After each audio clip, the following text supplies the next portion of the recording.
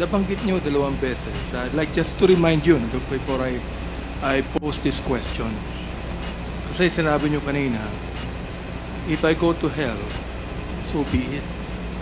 Well, I'd like you to know that hell is a biblical word, Mr. President, and I do not want you to go to hell. Because if you're going to read the description of hell in the Bible, mabigat. It's terrible. Mabigat po, terrible po. Yeah. So you do not want to go to hell. Well, Even your lawyers do not want to go to hell with you. kung Mr. ganun President. ang resulta ng ano po sa ginawa ko, sir. Nagbibiro lang po ba kayo doon o talagang totoo po sinasabi niyo? But all I did, bakit ako papatay ng tao? Bakit ako why would I inflict injuries or death on a person na may mga pamilya yan mas masaktan? Ito ko, I mean, I must be insane to go into a campaign against crime just to kill. Hindi ho trabaho ng pulis at hindi maniwala yung pulis sa akin, sir. Mr. Chair, Mr. President, I understand po sinasabi ninyo. Masasabi Pero the thing is, when you begin to say, if I go to hell, so be it. yes, sir. I do not think that you believe in it, Mr. Chair. I do not think so. Pero anyway, tutuloy ko po itong tanong po. Ano po? I do not need you to confirm this statement because meron po naman video rito. Meron play clip. Ano po, hindi ko napapakita pa dito. But you said publicly, and I quote, if you are corrupt, I will fetch you using a helicopter to Manila and I will throw you out. I have done this before. Why would I not do it again? Now, I would like to just mention the words, I have done this before. Why would I not do it again? So, nafe-feel ko po, sir, that you are justified in doing so. Basta sa tingin nyo, corrupt. Hindi, sir. Hindi po ba? Hyperbole lang yun, sir. So, Mr. Hindi Chair. papayag ang piloto niya, sir. Ikaw, ganun po, ganito, Mr. Chair. So if you feel just justified in doing it, can you please name to us the victim? Sino po yung tinapon ninyo sa helicopter? Sinabi niyo po I have done this before. Why would I not do it again? Sino po yung tinapon ninyo? Can you please name the victim? Well, sir, sabi ko, O nagbibiro po kayo, no? istorya lang para sa kriminal. Pero paano itapon niya, sir? Buksan mo pa yung... Ano po yan? Parang hyperbole, ano ho? Hyperbole nga. O yan. So, hindi po totoo ito. Now, ay gusto ko pong sabihin sa inyo, Mr. Chair, isa po ako doon na marami po ang bumoto sa inyo. Oho. Dahil naniniwala sa inyo. At marami pa. Sa amin lang mga Baptist, naniniwala pa rin sa inyo. Pero, pag ganito na mga salita ninyo, medyo mukhang hindi na po yata tama sa dating Pangulo na magsalita ng ganyan. Sapagkat naniniwala po ako na kahit sabihin niyo po yung mga kiling-kiling, meron pa rin kayong compassion eh. Tumutulong kayo sa ating kapulisan. Tumutulong kayo sa mga nangangailangan. Meron pa rin kayong compassion. And I would even think today that your compassion even overcomes your thought of killing someone else. Sir, this world is there's the evil and there's the good. So, if you are a human being dito, you do so many things in life. Mamili ka lang between the right at yung mali. Opo. So, pag pinili mo itong mali, you are bound by what you do in this life. Tama yun, Mr. Chair. Tama po yun ang inyong statement. Pag pinili nyo ang mali, ito po ang tanong ko. Tama po ba ang pumatay? Kahit po, teka, Mr. Chair. Tama po ba ang pumatay? Kahit alam nyo, na ito ay tinatawag sa batas. Ako hindi po abogado po. Tinatawag sa batas na in flagrante delicto o in the act of committing a crime. Oho. Ngayon, I have proven that, sir. Kung po yan, susundin po natin, wala po kayong pinagkaiba sa Pariseo nung panahon ng Panginoong Jesucristo. Nung ang Pariseo nakahuli po ng isang babae that was caught in the act of adultery, they're about to stone them. Stone her. Babatuhin na po. O nilapit po nila kay Kristo. At sinabi po nila sa ating Panginoong Jesucristo, anong gagawin mo dito? Sapagkat ayon sa aming batas, in flagrante delicto ito, dapat to batuhin hanggang sa mamatay. Ano pong ginawa ng Panginoon? Mr. President, Mr. Chair, siya po ay sumulat doon sa ground. Wala siyang sinabi, sumulat lamang po sa ground. Nakita mo ng mga Pariseo ang sinulat. Isa-isa po silang umalis. Bakit po? Palagay ko, ang sinulat mo ng Panginoon, yung mga kasalanan ng mga Pariseo, hypocrisy, corruption, lahat po. Ngayon, naiwan po doon yung babae that was caught in the act of adultery. Ang sabi po ng Panginoon sa kanya, where are your accusers? Ang sabi po ng babae, none, Lord. Ang sabi po ng Panginoon sa kanya, neither do I condemn you. Go and sin no more. Hindi ho ba mas maganda yung salita ng ating Panginoon doon, Mr. Chair, Mr. President? Hindi na ako papatay, sir. Retired na ako eh. No more, hindi na ako mayor. Ayaw ko na rin. Alam niyo, Mr. Chair, Mr. President, kaunti lang po yung tanda niyo sa akin. Dapat talaga mag-retire na ho tayo. Retire na ako, sir. Ayaw ko na. Anyway, ganito po yun. Ang sabi po nyo, ganito na lang, sir. Batas lang po ako. Yan ang sabi nyo. Prosecutor kayo eh. Kanina sinabi niyo po, batas lang po ako.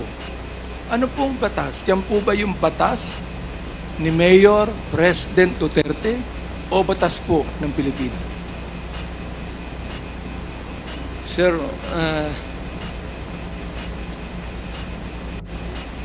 bago ko sagutin yung ano mo, sir,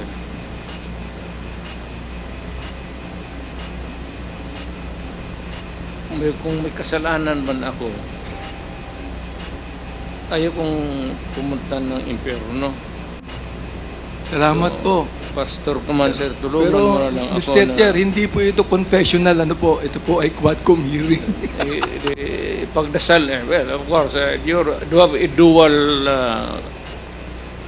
ipagdasal mo na lang rin ako, sir, kasi alam mo man talaga na Mr. President, trabaho lang yun. bago niyo po sabihin yan, pinagdadasal ko po kayo. Salamat. Totoo po yan. Totoo po yan. Hindi po dasal na Ama namin, hindi po dasal na Our Father. Ito po ay dasal coming from the heart. Salamat, Tulad sir. ng aking nabanggit sa inyo kanina, coming from the heart. Opo, ngayon. Sinabi po ninyo rito, mas mabuti pa na makulong ka at maghirap ka sa kulungan. Bakit po kayo pumapatay? Mas mabuti pala na makulong tong mga hayop. Sorry po. Itong mga drug lords na ito. O mga drug pushers na ito. Bakit po sinasabi nyo kanina pa na pumatay kayo ng tao?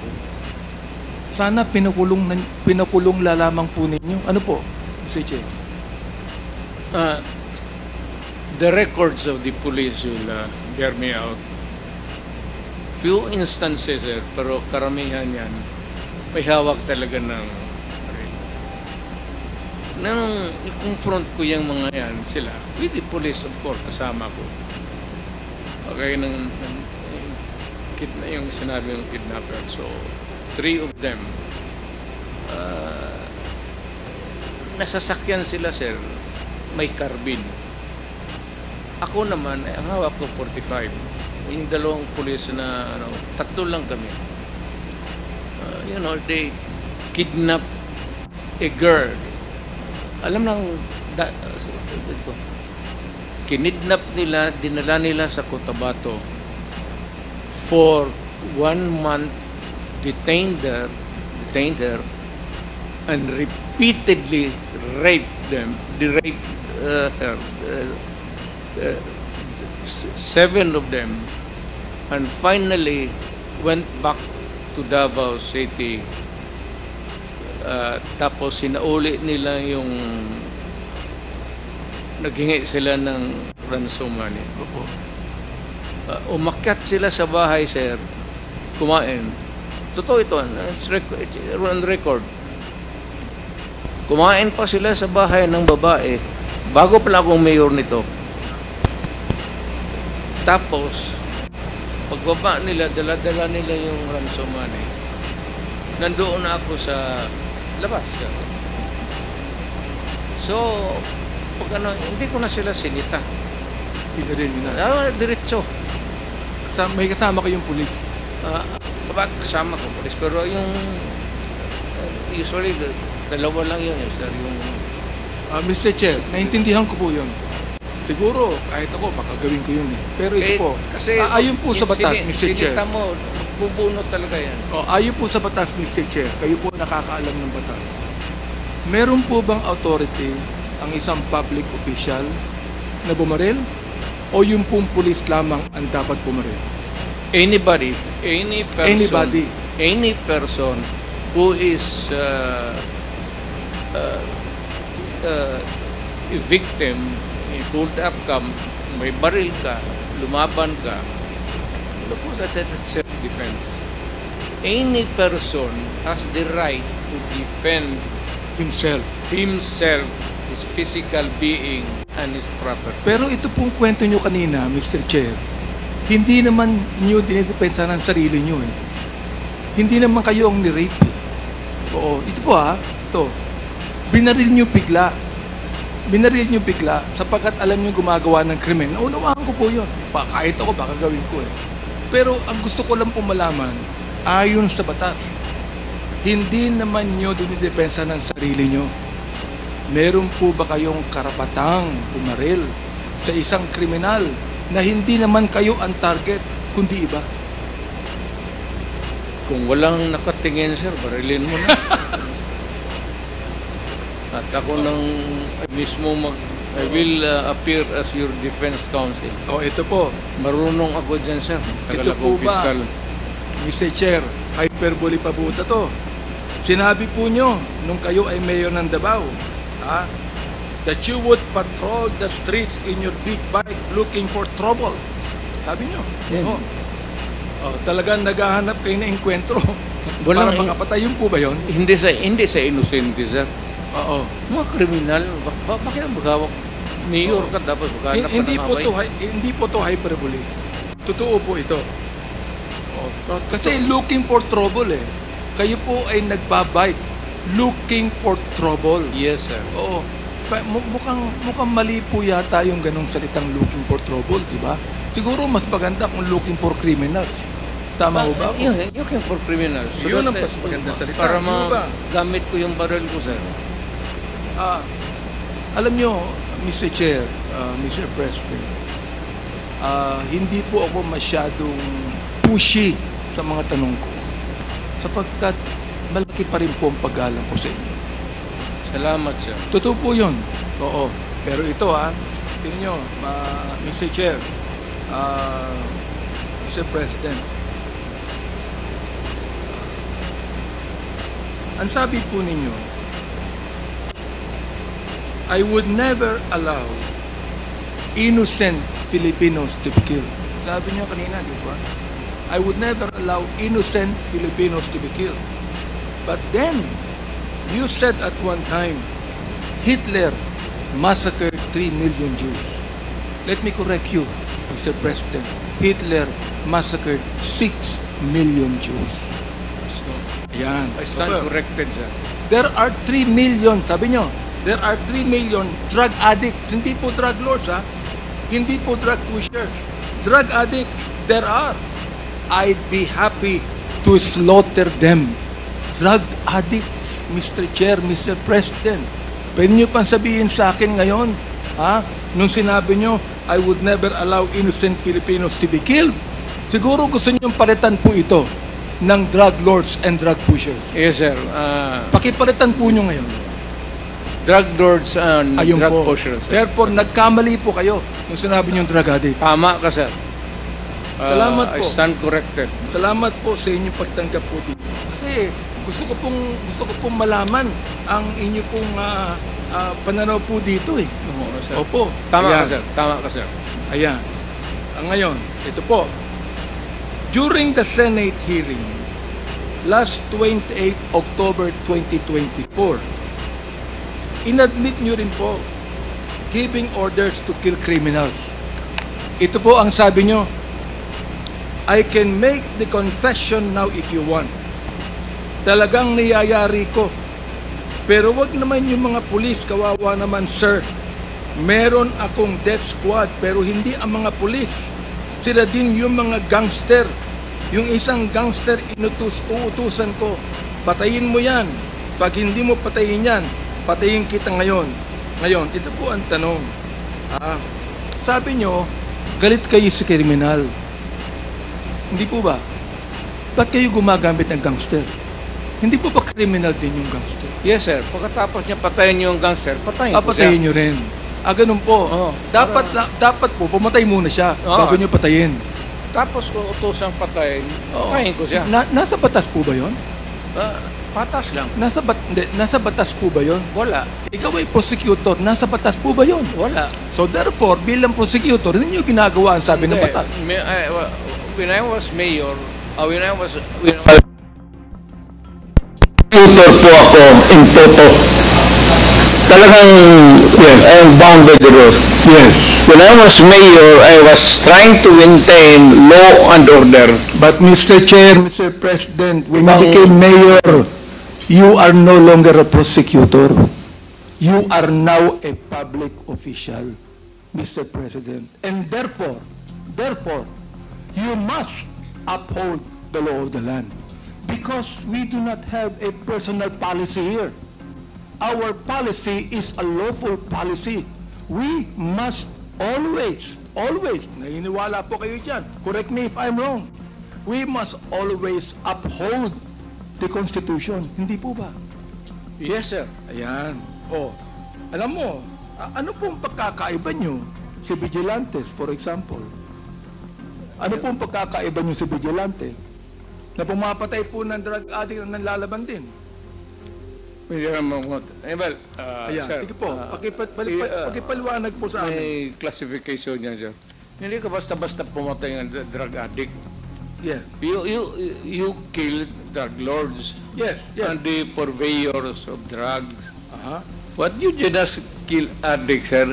Yung addict, ipadampot mo sa police, ipadala mo sa doon sa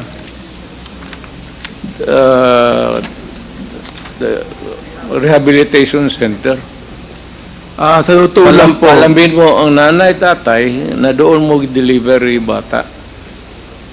Sa totoo lang po, Mr. Chair, ito because of your pronouncement na shoot them dead, na-embolden po ang ilang mga pulis natin pumatay. Because it was the order of the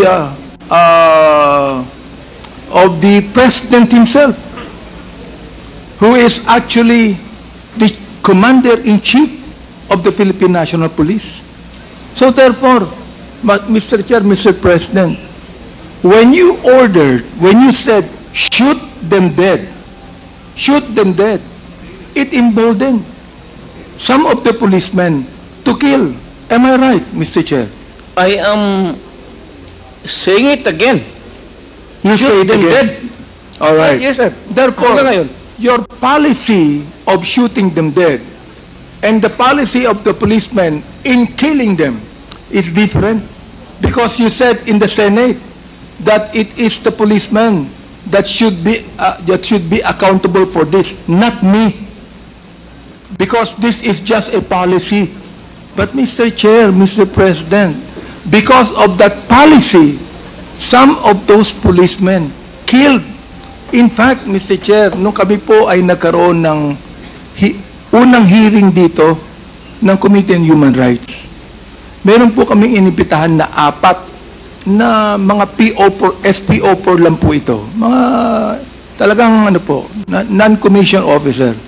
Nakasama nila ang isang major. Sabi ko sa kanila, nakapatay ba kayo? Ang sabi nila, hindi. Okay. Ngayon tinanong ko, pero gumamit kayo ng baril at bumaril kayo. Ang sabi nila, meron kaming nabaril. Okay. Napatay niyo ba? Hindi po namin sigurado sapagkat marami kaming binaril. Marami kaming nabaril. Ito po yung tanong ko ngayon. Sabi ko, bakit niyo ginawa yan? Anong sabi nila? Ito po ang order sa itaas. Yun po ang sabi. Now, of course, you do not even know that, Mr. Chair, Mr. President. Ito po ang order sa itaas. Tama po ba ang ginawa ng 4 na pulis na yan? Sa kayo, Major? Pagka lumaban? Hindi po lumaban eh. Hindi. In fact, yung isa buhay po, hindi lang maibitahan dito, ayaw pong pumunta eh. Hindi po tama.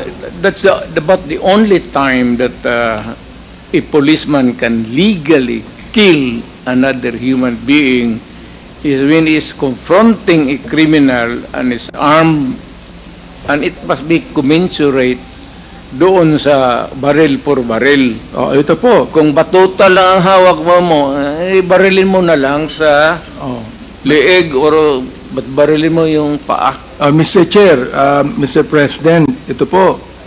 According to the data that was given to us by the Philippine National Police, by General Baca himself, na ang sabi rito, 7,173 pushers were killed. Now, ang sabi po ay nanlaban. Pero gusto namin pumunta ron sa Philippine National Police. Tinan po namin ng crime lab kung paano po nanlaban ito. Ito po ba'y nakipagsuntukan lang? O nagkaratihan lang? O may baril? Bakit po, kung 7,123 pusher ang napatay, ibig sabihin ng laban, dapat meron din pong 7,173 na baril ang nakuha ang Philippine National Police. Tama po ba ako, Mr. Depende, sir. Not really a gun. It could be a knife. Knife. Okay po. It could Knife. be a something that would be lethal. Tubo or Pero inamin po ng Philippine National Police na wala silang ganong karaming ebidensya. Oo, ng 7,173. For example, 440 users. Ang sabi nyo kanina, dapat tulungan yan. Dapat rehabilitate po yan. Pareho po tayo ng pananaw dyan. And by the way, Mr. President, naniniwala po ako sa inyo sa war on drugs. Ayaw ko po ng droga. Alam ko po ang magiging kapalit niyan sa mga kabataan. Pero ang hindi ko maintindihan kung bakit kinakailangang mamatay ang more than 20,000 people upang magapi lamang ang drugs. Pero after he became president, Mr. Chair, may drugs pa rin eh. Hindi pa rin po nawawala.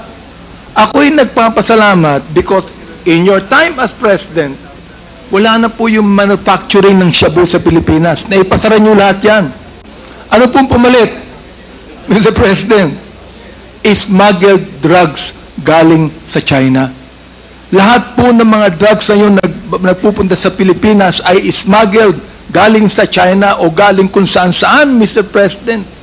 Yan po yung sinasabi ko sa iyo for your information also. Of course, kayo po ay private citizen na. Hindi nyo po kinakailangan pakailaman yan. Pero Mr. President, alam nyo po naman kami mga congressman, especially now, nung kayo po ay Pangulo ng Pilipinas, nung ako po'y tumulong sa inyo na ma-elect bilang Pangulo, ay hindi po ako congressman. I'm a private citizen. Tumakbo uli ako ng 2019, naging congressman po ako. Alright, sa pang-apat at termino. Ako yung naging minority leader, ako yung naging deputy speaker. Tanahon niyo po yan nung kayo nakopo.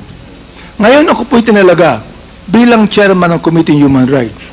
Wala tayong magagawa kundi imbisigahan natin lahat ng mga human rights violations. Tama, sir. Pero kayo po ang nagsabi na wala kayong pakialam sa human rights. At bakit po nyo nasabi yun? Hindi man ako empleyado ng Human Rights Office.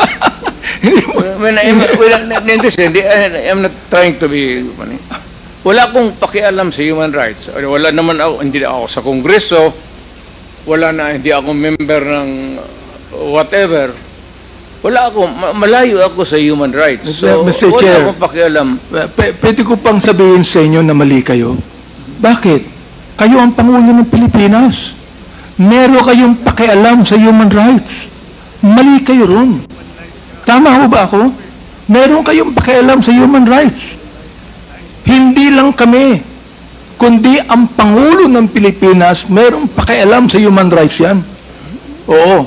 Kaya pati ang ICC nag-iimbestiga dito. Sabihin ko sa inyo, ako ang unang nagsabi na hindi ako magbibigay ng anumang dokumento sa ICC sapagkat if I do that, then I am surrendering the sovereignty of this country. Correct, sir. I appreciate Oho, totoo po yan. Sinabi ko po yan. Oh.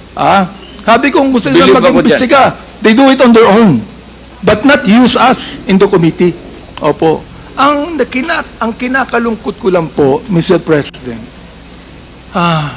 mukhang nagsasalita po kayo na hindi po sang-ayon sa napag-aralan yung batas. Yung human rights po, nasa Constitution po yan. Kayong tatlong abogado ni Mr. President, turuan nyo ang kliyente nyo. Hindi ba nasa Constitution yun? Attorney Delgra, hindi ba nasa Constitution natin ang human rights? Yes. Na kailangan, sir, 98 po, sandali lang po, Mr. President. Tatanungin ko lang po yung abogado nyo, sapagkat siya ay isang resource speaker, nasa Constitution po ba ang human rights? Opo, sir. Ayun. Nasagot po niya. So, Mr. President, nasa Constitution po yan, at ang unang-unang dapat tumupad ng Constitution, sino po? Kundi ang pinakatatay ng buong bansa. Correct. Hindi po ba? Correct. Therefore, nagkamali kayo sa ganong salita. Retired tatay ako, sir. Hindi pare, sabihin niyo sa akin, nung sinabi niyo Pangulo kayo, nagkamali kayo. Retired na po kayo ngayon, hindi ko inaano yan. Pero nagkamali kayo ng ganong salita. Tama ako, mali. Hindi niyo masagot. I cannot debate with you on this, sir. No, but, Mr. President, I will not allow you to debate on me. Because if you debate and argue with me, I will even tell you that you're out of order. Kaya nga. Because any resource speaker cannot debate with any member of the Quadcom. Ang tinatanong ko lang, Mr. Chair. Congressman ako, sir. Opo. Natanong ko lang, dapat kayo po ang tumupad ng human rights bilang tatay po ng buong Pilipinas. Sinabi ni Atty. Delgra, nasa Constitution po yan. Sinabi nyo kanina, wala kang pakialam sa human rights. May pakialam kayo. Sir, hindi po ba, Mr. Chair? Sir, magprangkahan tayo, sir. Opo. Sige po. Pagka ganun talaga, Mayor, pagka-criminal ka, mainit talaga ako sa iyo. Hindi po yung Pagka nag-rape ka, Mr. Chair, hindi po natin, wala pong problema ron eh. I am not actually, yung bang, disagreeing with you. I fully agree with you, Mr. Chair, Mr. President. But, still, being the President of the Republic, you must be the first man that should uphold the constitutional provision on human rights. Am I right, Mr. Chair? Yes. Okay. I did it. Salamat po at inamin nyo. Ito last question na lang ito. Okay? Ito po, ang napatay na drug lord, 21. Akala ko po ba lahat po ng drug lord dapat patayin? Bakit 21 lamang? Ang pusher, 7,000. Samantalang napakarami pang drug lord na buhay ngayon nasa kulungan. Yun ang pinataktakan ko. Bakit nasa kulungan pa? Sapagkat maraming pera yan? Pwedeng kumuha ng magaling na abogado yan? O dapat po, kung dapat patayin ang mga drug pusher, may napatay na mga user, dapat lalong patayin ang mga drug lords. Mr. Speaker. Hindi ko Mr. naabot yan, Chairman. sir. hanapan natin ang paraan na patayin natin. Pero kayo po private citizen na, retired na po kayo. Wala na, sir. Hindi na po pwedeng gawin yan. You are right. Pero magiging mayor kayo uli, hindi po ba?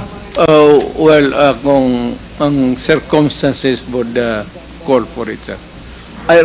Gusto ko nang mag-retire. Pero kung magulo uli ang Davao, I think that I have to enter into the picture again. Pero ayaw ko na, sir. Naniniwala po ako, Mr. Chair, that any government cannot be ruled with fear. But it can be balanced with fear and love, Mr. Chair. Because if you rule any government in fear, then those people will be afraid. But if you're gone, Mr. Chair, Mr. President, they will do it again. Because they're not doing it because of fear. But Mr. Chair, I know your heart, Mr. President.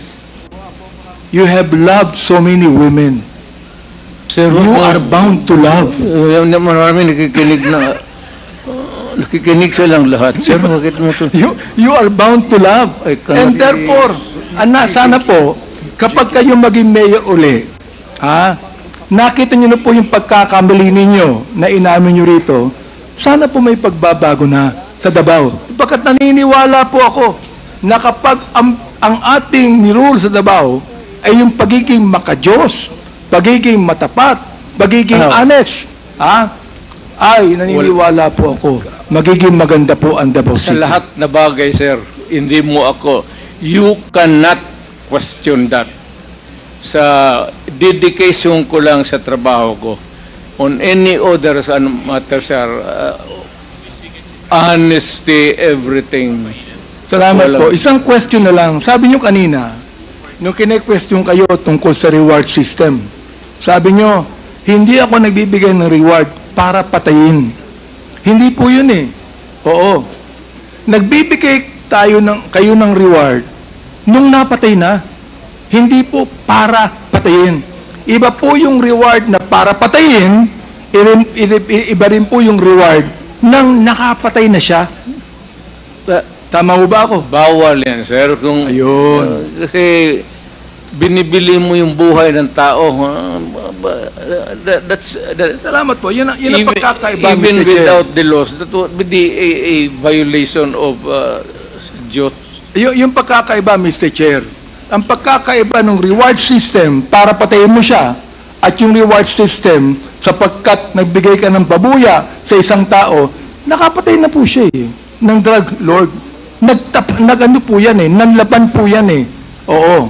So, iba po yung ganun. Di ba? Well, sir, alam mo, sir, sa totoo lang, kung meron man pinagkatao na talagang umaano sa Diyos, siguro talok, mas malamang pa ako sa iyo.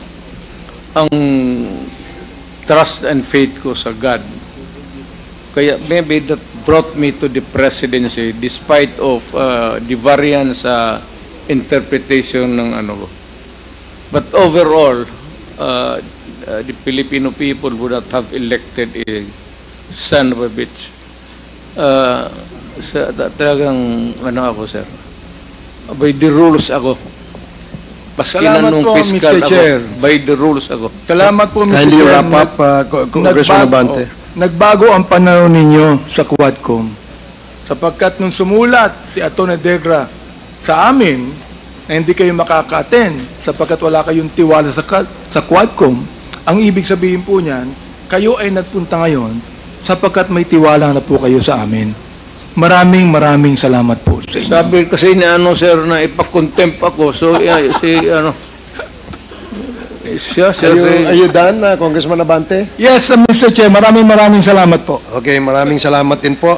ikaw yan, sir, nagsabi na we will cite him in contempt. Contempt, sir, priso yan eh.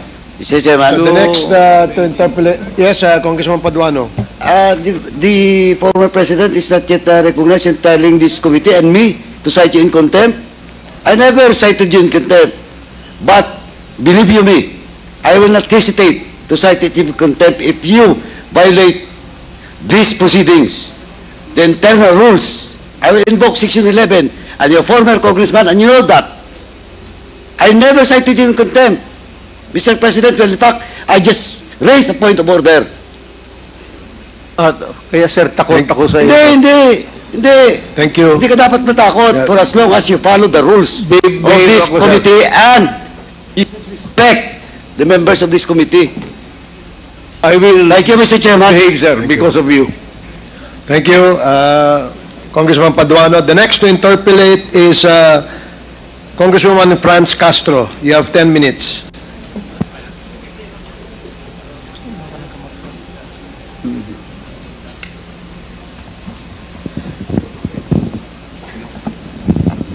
Good afternoon, Mr. Chair. Magandang hapon po sa ating lahat.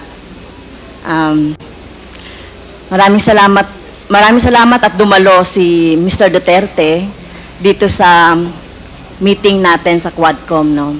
Ilang beses po natin pinapatawag kahit doon sa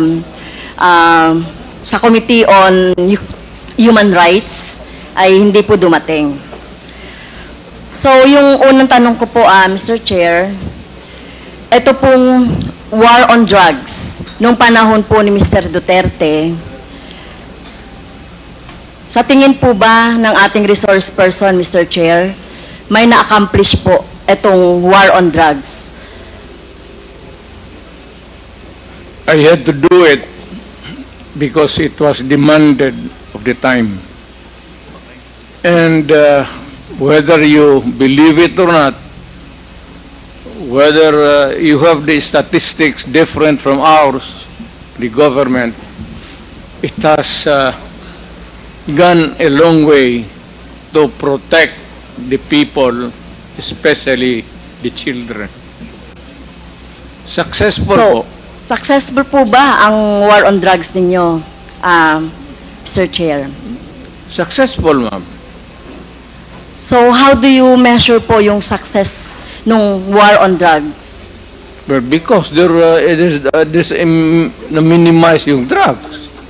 You cannot entirely eradicate drugs because pang hanap buhay yan eh.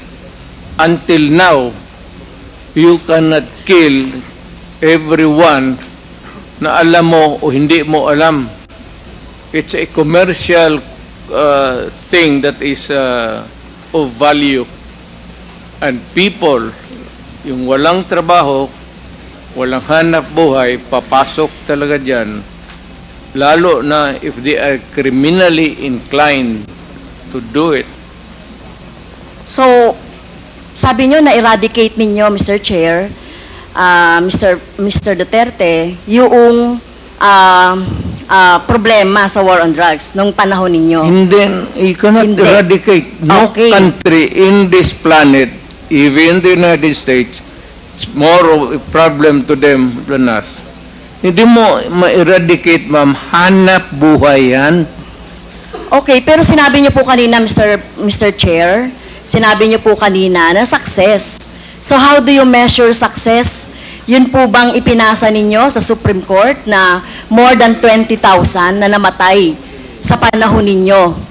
Yung extrajudicial killings na karamihan ay mga bata. So nandito nga kanina, no, Mr. Chair, Mr. Duterte, yung mga biktima, yung mga pamilya ng mga biktima, lalong-lalo na yung mga biktima na inosente, mga bata, no? Walang kinalaman sa droga, kagaya ng mga pinisent ng mga nanay dito. So, paano nyo mamimeasure yung sinasabi nyong success? Hindi nyo na-eradicate. Gumamit na kayo ng force. Pinagpapatay yung mga suspected na mga drugs personality. Pero, hindi pa rin na-eradicate. Sabi nyo, hindi nyo ma-eradicate yan eh, kahit na gumamit na ng patayan. So, paano nyo nasabing success yung sa panahon ninyo itong war on drugs? Success in the sense that it was minimized. Hindi naman, that's a relative word. Pero, you know, I cannot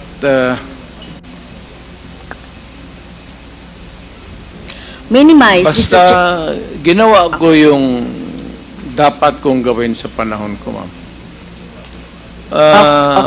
Whether it is really acceptable to all or none at all, ginawa ko yung dapat gawin ko as president at that time. Now, if you are asking for accountability, then if you can, I said, ina-admit ako naman, file the case, and I will go to jail willingly if you can prove the case, because this is a democratic country and there is a democratic process.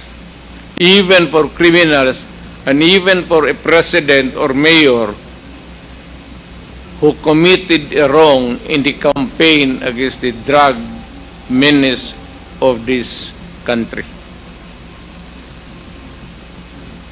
Okay, so sa tingin ko po, Mr. Chair, hindi kayo naging success, no? Sa dami ng napatay na biktima ng EJK, hindi yon, no? Hindi yon yung makikita natin na na-minimize na talaga yung droga. In fact, tama ba to, Mr. Chair, na wala namang mga big fish na nahuli during your time? So, pwede mang magbanggit, Mr. Chair, si Mr. Duterte, na mga big fish, yung mga drug lord, mga nagmamanufacture ng droga during the time. Kasi ang nakita lang natin ay bloody, no? Dugo ng ating mga maliliit, mga mahihirap na mga mamamayan. Pwede ka bang magbanggit, Mr. Chair, si Mr. Duterte, na drug lord o malalaking smuggler ng droga na napatay or nahuli or napakulong sa panahon mo? Ma'am, magtanong ako. Mr. Chair, ako po yung nagtatanong. Point of order. Hindi, teka muna. Pwede pong sasagutin na lang ng resource person. Mali yung tanong mo eh. So, Mr. Chair, bakit mali po yung tanong ko? Ang tinatanong ko lang po, may nahuli ba kayo na malaking kriminal, mga drug lords, mga nagmamanufacture ng droga sa panahon niyo po? Kasi ang nakita lang ng tao ay yung mga namatay na mga bata, na mga small time, na mga drug addicts, or mga pusher, etc. O meron mang mga LGU na mga mayor, merong iba. Kaya lang, yung pinanggagalingan po ng droga, meron po ba, Mr. Chair? Meron, ma'am. Marami doon nasa dagat, harap ng Davao. Yung iba naman dyan sa Mount Apo. Can you elaborate on that? Anong dagat at anong tapo? Tinapon ko. Sino po yung mga tinapon ninyo na mga drug lord at smuggler at malalaking fish sa droga? Hindi ko na tinanong bakit pa ako magtanong. Basta pag nahuli, drug lord, I take over, lagay ko sa bangka, pagdating doon sa dulo, talian ko yung kamay pati paa, tapos itapon ko. Okay. So, dapat po magbanggit kayo. At alam ko po, Mr. Chair, si Mr. Duterte ay isang lawyer. At alam ninyo yung due process. At alam nyo ba paano pahalagahan ang buhay? Whether yan po ay talamak na kriminal o wala ng pag-asa sa buhay or whatever, kung nahuli, dapat ay binigyan ng due process, ikinulo, inahawa ng cases, kinulong, at hindi agad-agad ng pinapatay na katulad ng ginagawa ninyo, Mr. Chair, ni Mr. Duterte. Ginagawa ni Mr. Duterte yung sa sinabi niya. Ma'am, ang preso kasi ma'am sa amin is only good for 40, 50. Minsan umaabot na kasi ng 80, 100. Overcrowded na. So, yung iba, itatapon mo na lang para medyo maluwang. Well, excuse me sa mga audience, no? Siguro may kakampi dito si Mr. Duterte. Hindi po nakakatawa yon Hindi ako nagpapatawa, ma'am. Pero hindi po kami natatawa.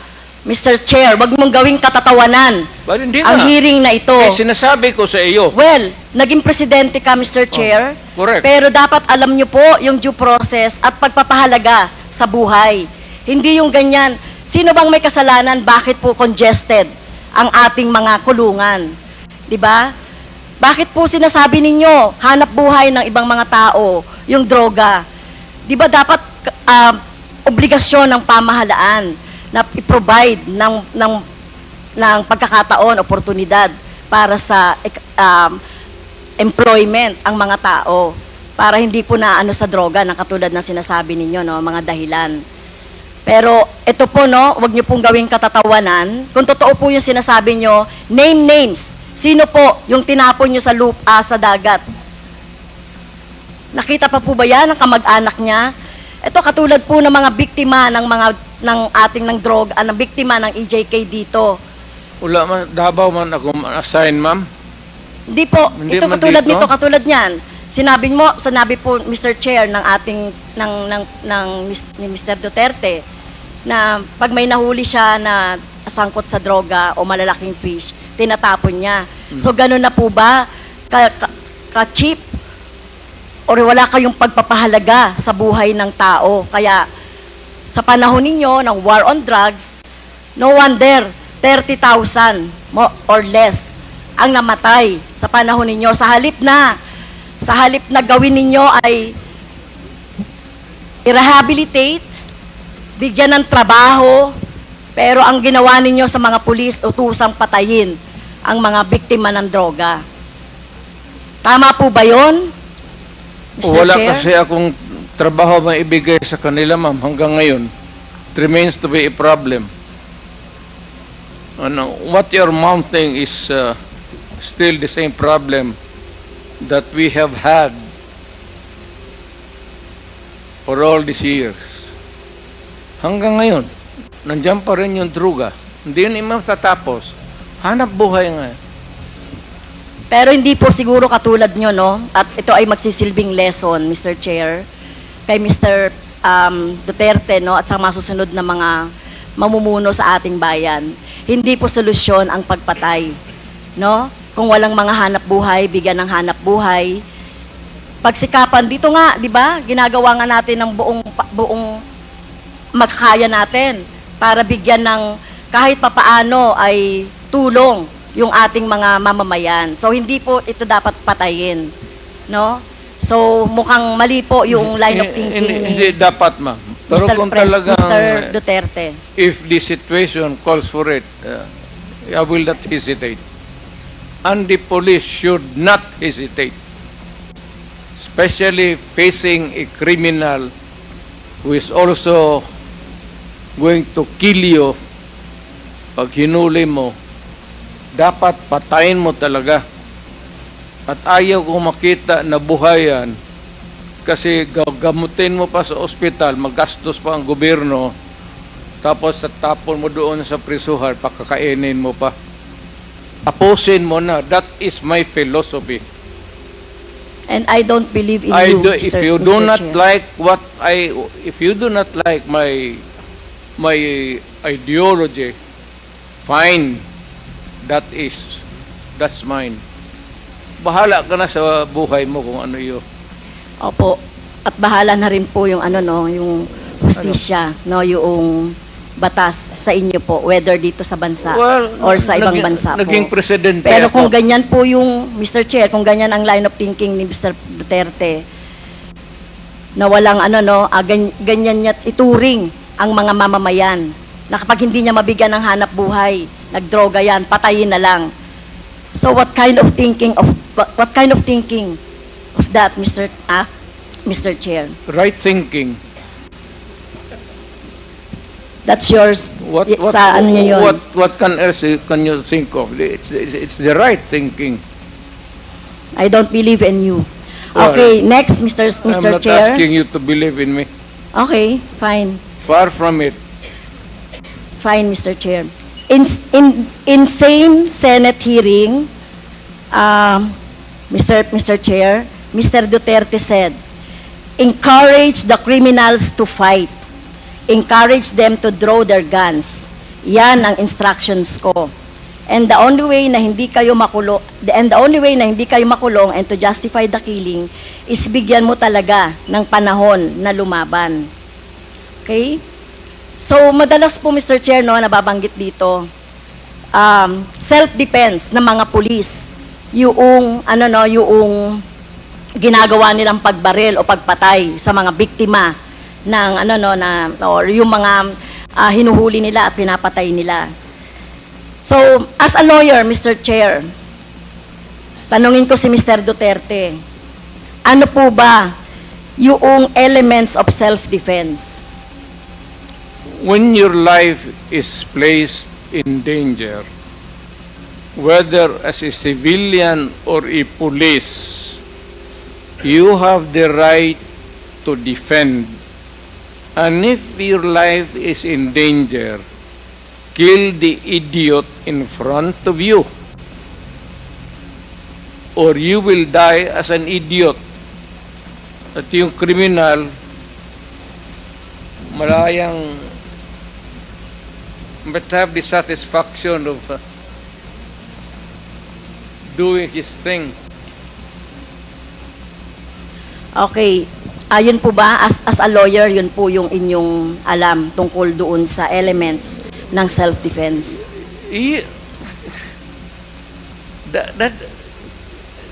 Ibang ma'am, performance of duty, yung self-defense, elements of self-defense, kasali yan doon sa, it also favors the policeman or soldier. Isa lang ang standard niyan, ma'am. Are you in danger of losing your life in front of a person, whether really criminal or your enemy? Galit mo. And there's a confrontation, a violent activity ensues. And if your life is in danger, put the idiot down. Rather mamatay ka. Ano ba itong buhay na ito? Okay. Magpadrama ba tayo? Thank you po, Mr. Chair. Salamat. So, sinasabi niyo po, encourage the criminals to fight. Okay? Encourage them to draw their guns. Drama yan, ma'am. Okay? So, ang elements po ng self-defense ay, alam ko po, no, sa turo ng mga abogado, ay kung merong unlawful aggression. Yung bata po, meron bang,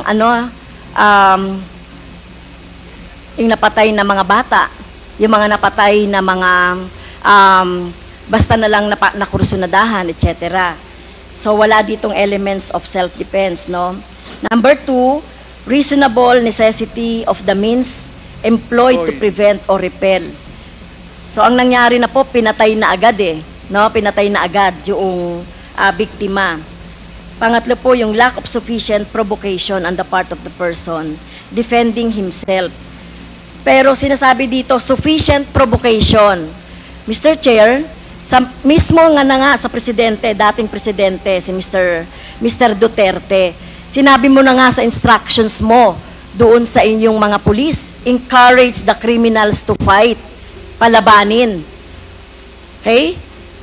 At narinig ko pa nga minsan ay kung walang baril ay bigyan ng baril. So encourage. So saan po dito yung elements of self-defense na sinasabi po ng mga pulis ninyo? Pero kayo po, kapag kapag yung time na nandiyan na yung biktima o nandiyan na yung suspect, kayo po talaga, gusto nyo patay talaga agad.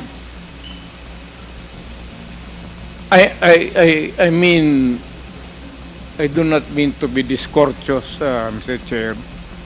I'd like to advise the lady to, pag siyang pumasok dyan sa aggression, you'd never understand it. Wag na lang. Your hypothetical Hindi, Mr. Chair, si Mr. Duterte mismo nagsabi patayin agad? Wala bang pagkakataon na mabigyan na mabigyan ng pagkakataon yung suspect or yung gustong mahuli? Ang concept niyo talaga patayin agad ang mga kriminal o yung mga addict o yung mga pusher. Pero ang tanong ko nga, hindi niyo ginawa yan sa mga drug lords. Okay? Hindi kayo nang huli ng mga manufacturer ng drugs. Pero yung mga maliliit, ganyan ang tingin ninyo, ano? Yung mga kriminal na sinasabi ninyo. Ganyan niya tratuhin. Ganon ako gagago.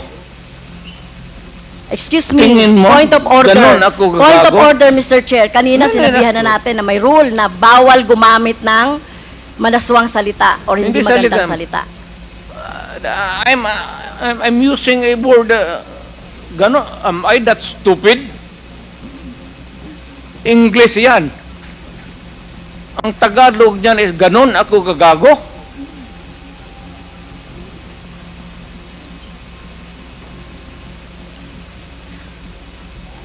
Abogado ako, fiscal ako, ganon ako gagago. Tama kayo, Mr. Chair, tama po si Mr. Duterte, abogado kayo. Pero alam ko, pag abogado, dapat alam niyo po yung due process of law. Alam niyo pong igalang ang karapatan at buhay ng tao, Mr. Chair. Huwag ka magbarurong, ma'am. You do not know me from Adam. Basta lang na anong narinig ninyo yung that's is Okay. You have 3 minutes Okay. left, Congresswoman Castro. Yeah, last time na po ba, Mr. Chair? You have 3 minutes left. 3 minutes na lang. Okay, thank you, Mr. Chair. Si Michael Yang po ay kilala na at kilala pong malapit sa inyo sa kay Mr. Duterte, Mr. Chair. At in fact, sa panahon po ni Mr. Duterte, inappoint siya as economic manager. So, dito po, Mr. Chair, nababanggit sa mga resource persons natin yung papel ni Mr. Yang, Michael Yang, sa droga, sa kalakalan, sa droga. So, ang tanong ko po kay Mr. Duterte, Mr. Chair, gaano niyo po kilala si Mr. Yang o si Michael Yang? Michael Yang is an owner of a big department store in Davao City. Nag-irate yan, ako ang nag-cut ng ribbon sa department store niya. And every businessman, whether ang background mo hindi kung saan ka galing impyerno, if you want to have a picture with me, I will gladly oblige you. Even the criminals. Alam mo, do not confuse your, just because they are Chinese and they suspect you. Michael Yang is out there. He has not been arrested. Wala namang dossier na pinapakita sa akin. Kung mayroon ako na ang pumatay, hindi na kailangan ang pulis. Ako na mismo ang... Kung may ebidensya po tayo na involved siya sa droga, papatayin niyo rin po si Michael Yang? Ako? Maniwala ka? Kung may mga ebidensya po, papatayin niyo? Sasama, tawagan kita, kasama ko. Hindi po. Ayokong pong maging katulad ninyo, ayokong masama doon sa patayan. You will be a witness to a murder. Hindi ko po gagawin yun, Mr. Chair, sumama kay Mr. Duterte para pumatay. Yan ang problema mo. Okay. So, yun nga po, yun pong mga malalaking drug lords katulad ni Michael Yang na sinasabi. Pero hindi nyo po alam na involved sa droga si Michael Yang, Mr. Duterte, Mr. Chair. Mas marunong ako sa iyo, ma'am. Hindi talaga involved yan. Magtanong ka ng pulis ngayon. Gusto mo magsama tayo sa NICA tayo sama tayo sa NBI. Ngayon, pagkatapos nito, kung may makasabi sa iyo na isang ahente na involved yan lang ang suspitsa nila kasi pagka-in-check, yan, pag sama-sama ng... Hindi po, ganun yan I ang beg to mga- disagree, Mr. Chair. Tayo po nirerespeto po natin ang citizenship. Tayo po marami pong mga... hindi po tayo against sa mga in-check. No, Hindi that po is tayo the against characterization. sa mga sinasabi nating Chinese. Lalo na kung Chinese Filipino yan, na wala namang ginagawang krimen dito sa ating bansa. Kaya ang tinutukoy lang po natin yung mga involved sa krimen na mga nababanggit po dito sa ating hearing ng Quadcom. So, sana po nung panahon ninyo po dapat ang ikinulong at kung yung pinapatay instead ng mga mahihirap ay yung mga drug lords. Kaso wala kayong nahuling drug lords sa panahon ninyo. Si Michael Kaya- yung nandito pa. Hindi pa hinuli. At bakit siya hindi nahuli? Anong ginagawa na itong magkagong pulis pati? Alam niyo po ba kung nasaan si Michael Yang? Nasa Davao, either dito, nasa Davao. May malaking tindahan yan. Negosyante yan. Lahat Okay. ng negosyante na Chinese, natural born dito sa Pilipinas o from China, pagka dumikit sa akin yan, politiko ako, ma'am. Para sa akin, buto. At contribution sa eleksyon. Pera. Kailangan mo sa eleksyon, pera. Prangka-prangkahan tayo. Boto pati pera. Kung may maglapit sa amin na ganon, at wala namang ebidensya na nagkakalat sa harap mo, pero ako, pagka sigurado ako na ganon kayang sinasabi mo ngayon, ako mismo ang gogorgor sa tao na yan. Okay. Wala akong pasensya dyan sa mga ganon. So, Okay. do not worry. Last question. Last I question. love my Last question country na po, more Mr. than Chair. anybody else in this room. Dahil hindi po ako nasatisfy doon sa sagot ni Mr. Duterte, kaugnay doon sa, kasi gusto nating maturuan yung ating taong bayan, about doon sa, laging inaargumento na lang, self-defense, or whatever, o yung pag-encourage ng mga criminals to fight. So, pwede bang matanong si Ma'am, Attorney I am Neri? not here to satisfy you. Attorney Neri, Mr. Chair, to explain the elements of self-defense at bakit hindi pasok dito yung mga arguments ni Mr. Duterte. Thank you. Yung- Thank you, Mr. Chair. Hindi pasok po yung element. Ang elements kasi ng self-defense is una muna unlawful provocation on the part ng biktima. So kung inudyukan mo yon, ibig sabihin hindi siya nagpo-provoke. So tapos agad yung self-defense yun.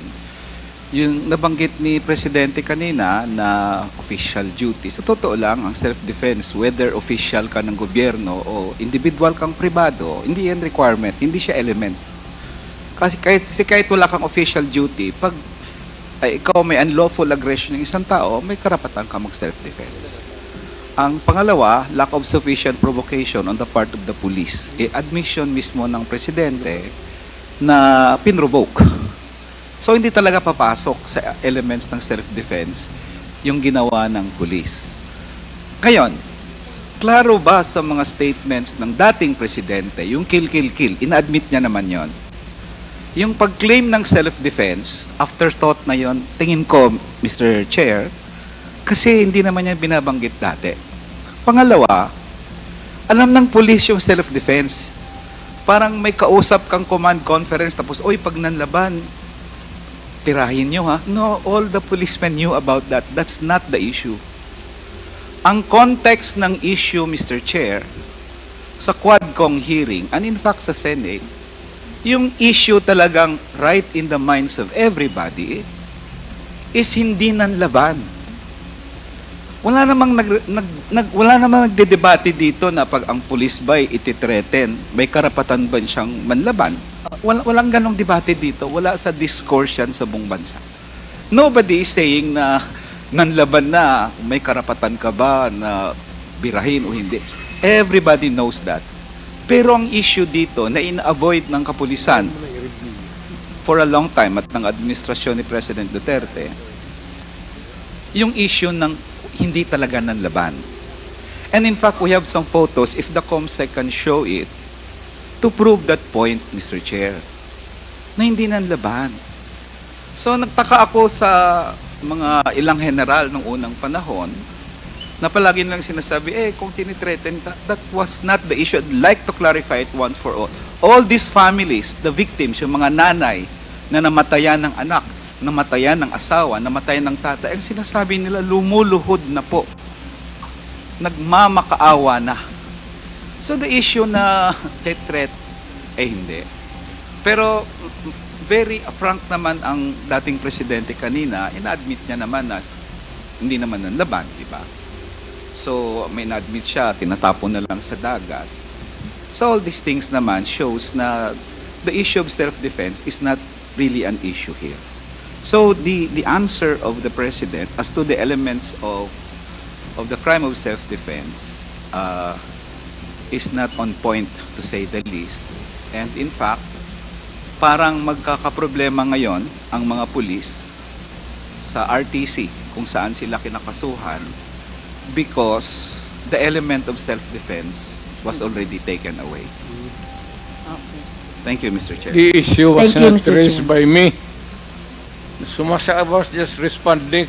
Hindi ako mag-issue ng self-defense diyan kung bakit ako mag-yak-yak ng self-defense kung hindi yan binote out dito sa forum na ito. Sige po. Actually, ganito yan. May I be allowed to? Ang issue talaga dyan is yung pulis na pinapatay. At ang pulis kung pumapatay, sa totoo lang, if they are out there to kill for whatever reason, legal or not, itong mga hindi yan binabaril yan, hindi yan hinaharap na sa self-defense. Wala yung self-defense. Sige po. Salamat po sa paliwanag ninyo. Gagong pulis ang mag-istorya ng self-defense niya. Sige po. Salamat po, Mr. President, sa paliwanag. Para sa iba pang karagdagang mga balita at impormasyon, ay huwag po nating kalimutang mag-like, share at comment sa video na ito, at huwag po rin nating kalimutang mag-subscribe to continue supporting us. Maraming salamat po sa inyong panonood, at naway tangkilikin po ninyo ang aming YouTube channel.